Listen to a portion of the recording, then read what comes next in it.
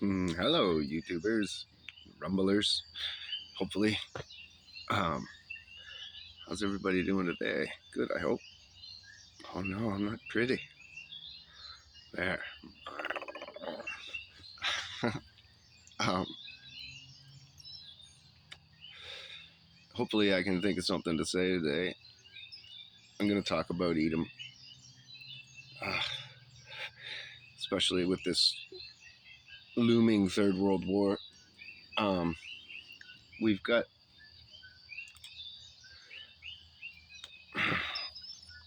Pike's letter, and it tells us that they're going to pit us all together, Jews against Muslims, and then atheists against Christians, and get us basically to fight it out and kill everybody and destroy the world so that they can introduce Satanism as the new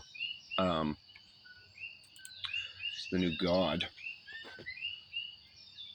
Sorry, I'm making another video.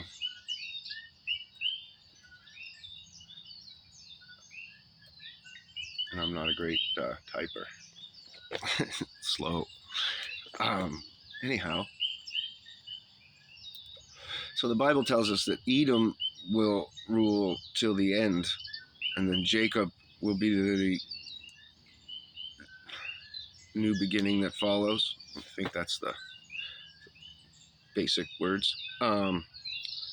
Anyway, so they can't be extinct because they're ruling till the end.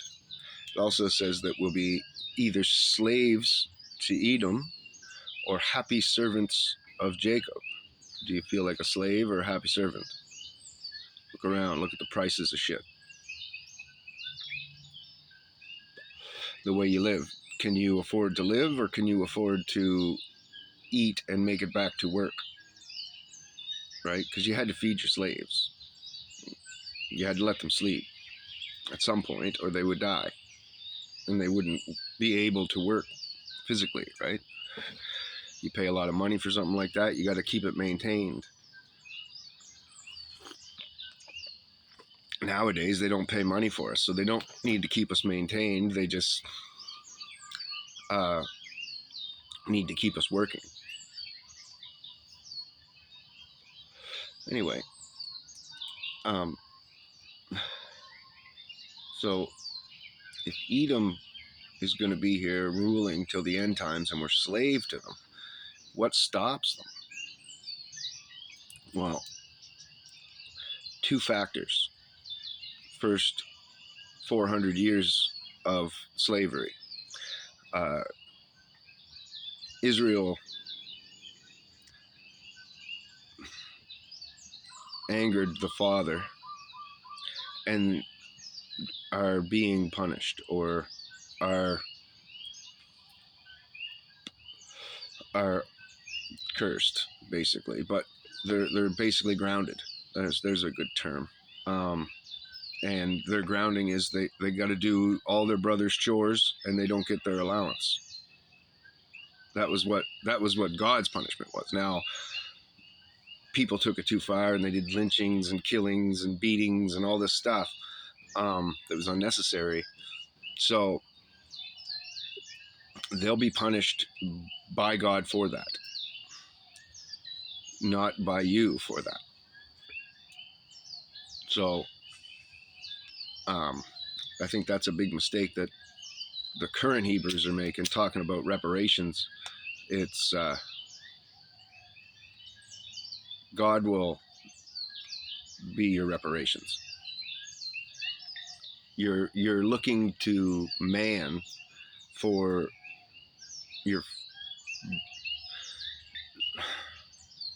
reparations instead of going to God for them. Right? You should be going to God and not asking for reparations, but asking for forgiveness, saying that you were wrong and that your grandparents were wrong for not following properly, or your probably great grandparents at this point were the ones that weren't following properly, got booted out of Israel, pushed down into Egypt and then pushed down into Nero land and then sent on ships over to America. But the punishment is from the ones that were in Israel that had everything and walked away from it. And then it says that you're going to get 400 years in Second Egypt. Well, they knew that punishment and they put you into it. So Esau and Edom didn't,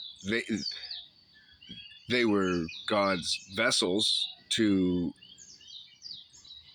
do the punishment.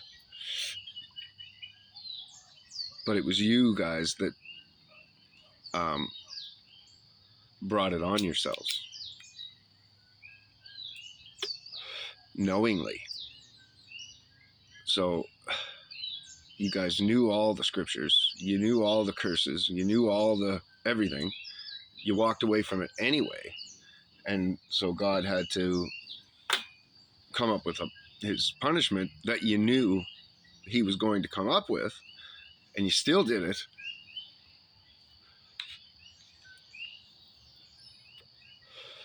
So it was them, that generation of your grandparents, who knew that you'd be punished for their actions and said, fuck you, I don't care. I want to live this way. And I don't care if my grandchildren have to pay the price.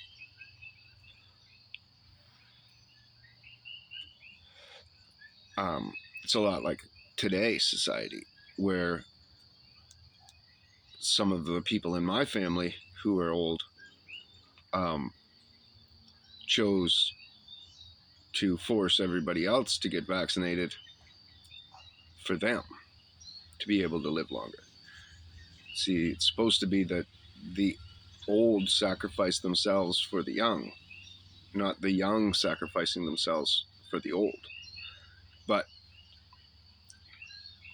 our society is just backwards. Well, that's the way your society was in Israel when you got punished. And like I said, they knew 100% that their grandchildren were going to have to pay the price for their actions. And they said, I don't care. I want to go to the gym and rape boys with the Greeks. And they put up a gym right beside the temple, which was a place for, at the time, was a place for men to practice for Roman wrestling, but they did it, and there was only men in there, and they wrestled naked. And usually it was older men with teenage boys, and they would sodomize them.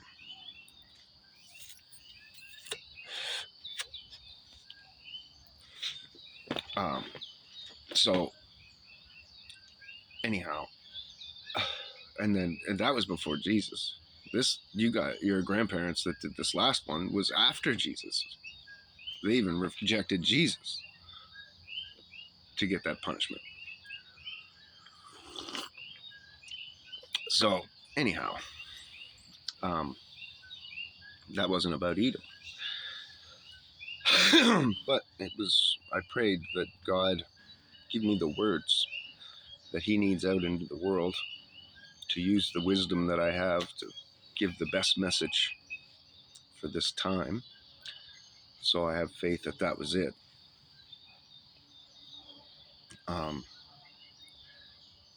Yeah, I hope that somebody gets it. Just one. All these videos that I do, it's all about just one more every time. And I'd say this to my friend all the time when we watch people arguing, and then he'll say, he should have done this, he should have done that. And he always says he should stick to a point and just make sure that the person you're talking to gets that one point before you move on. And I said, yeah, that's great in a one-on-one, but when you're doing a debate for an audience, it's the audience that matters. The person you're debating, you're probably not going to win over. But so you don't want to focus and waste all your time trying to just get them to get one thing that they're never going to get. That's how you end up stuck. You want to just keep moving forward, and people watching who aren't so biased will get it. In most cases, that they're biased. Like some cases, obviously, there's debates where it's the other way. But even if it is the other way in debating, even if you think you're wrong, you're supposed to give the argument that you're right and stick to it to the end of the debate. And then if you have a change of mind, it's to be made after the debate is over.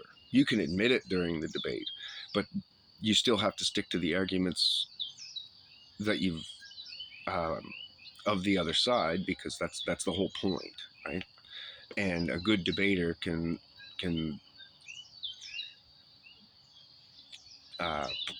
convince people that of something that they aren't convinced of themselves totally, which I realize is kind of crazy, but it's also a good exercise in accountability, logic, reason, things of this nature. And doing that, you get to, well, one, see if your arguments are weak, but two, follow it through to the end, and finish the show, because that's part of the debate, is that it's a show. Anyhow, being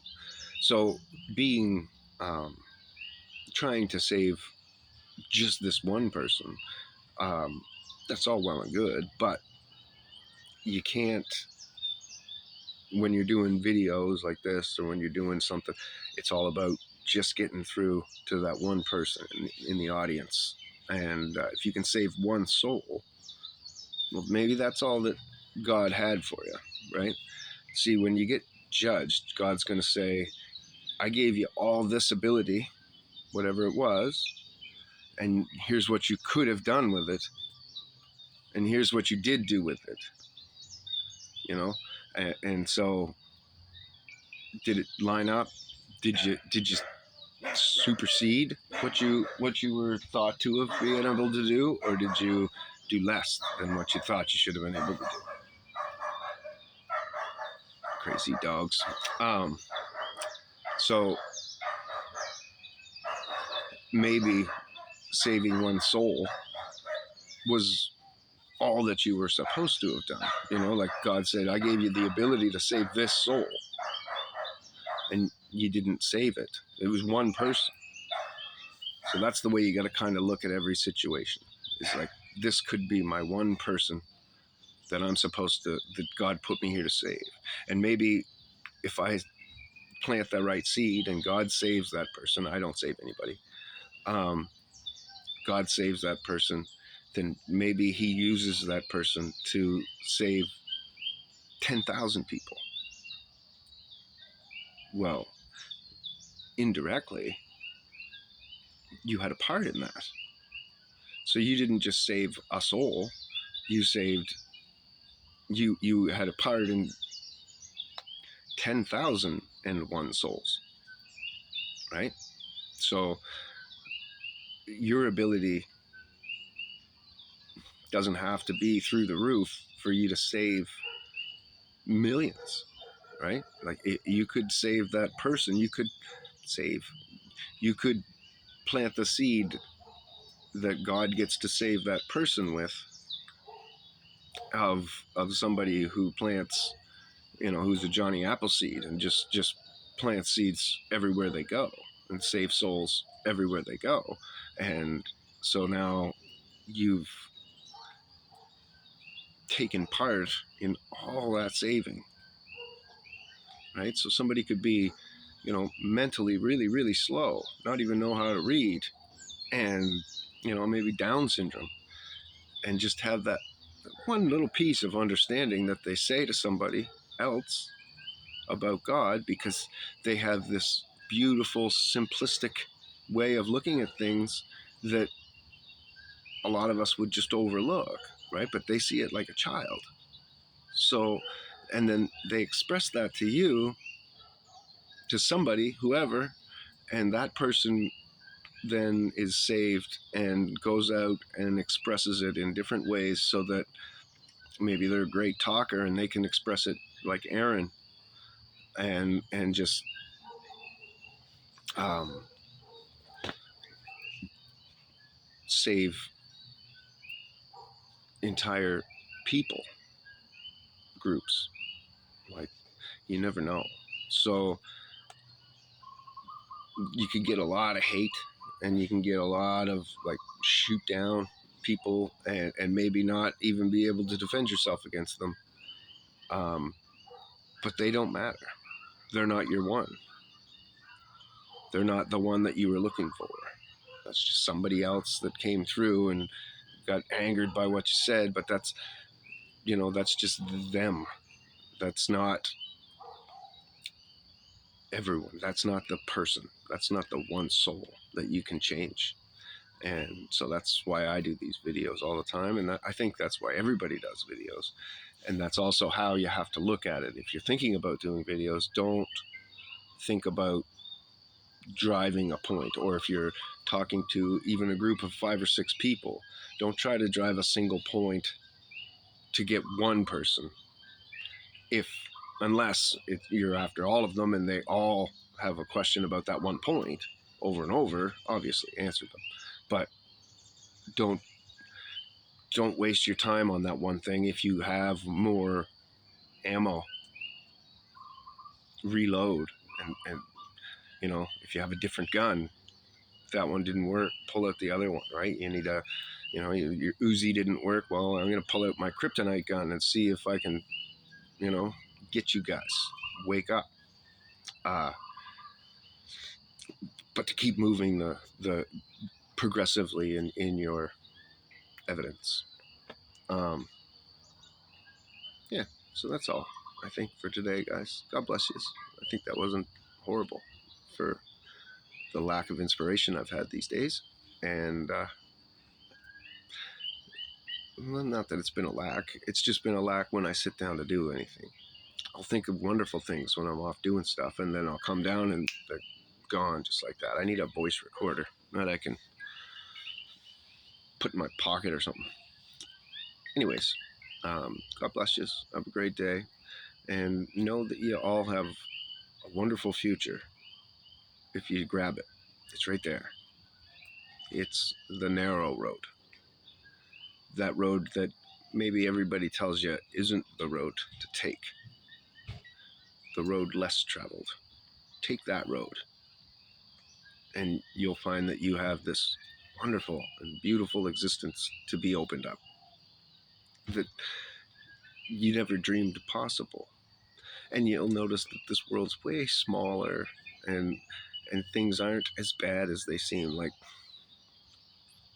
money, for example. Maybe you feel like, fuck, I'm too broke to do anything like that. But are you really? If you got rid of all your junk and you didn't have to keep that apartment or house, and maybe your journey isn't mine, but there's ways around all those money problems, and usually it's just faith. Say a bill comes in and you look at it and it's like, shit, I don't have this. Where am I going to get it? Whatever. And you can stress and worry about it. What I do is I'll just say, okay, well, God's going to provide that. I don't have to worry about this because I know that all my bills are paid. I know that all my things are looked after. I know that I'm going to be fed today. And I know that I'm doing the best I can for God. And so that He's going to do similar for me. You know, he's not going to let me starve to death on the streets or whatever. I just have faith that it's all going to be looked after. So I just can walk past that and just be like, okay, well, God, I need that looked after. I'm going to put it over there, go about my day. And usually by the next day, it's handled some way or another. Something goes snap. Oh, there it is. And yeah, he'll come through like that for you as well. If you just take that crazy road, that road that your heart's been telling you to take, but you were like, no, I can't do that. I couldn't do that. What would society think? What would this think? What would that do? What about this? What about that? What about? There's always doubt. There's always a reason to not do something. And there's always going to be a better time to do something. Like you can say, oh, well, I don't have the money right now, or I'll have more money in a week, or I'll have more money next month. What if I wait and I can get this and that straightened out before I do this and before I do that? No, just fucking do it. Just have faith. It's going to work. Do it. So yeah, God bless.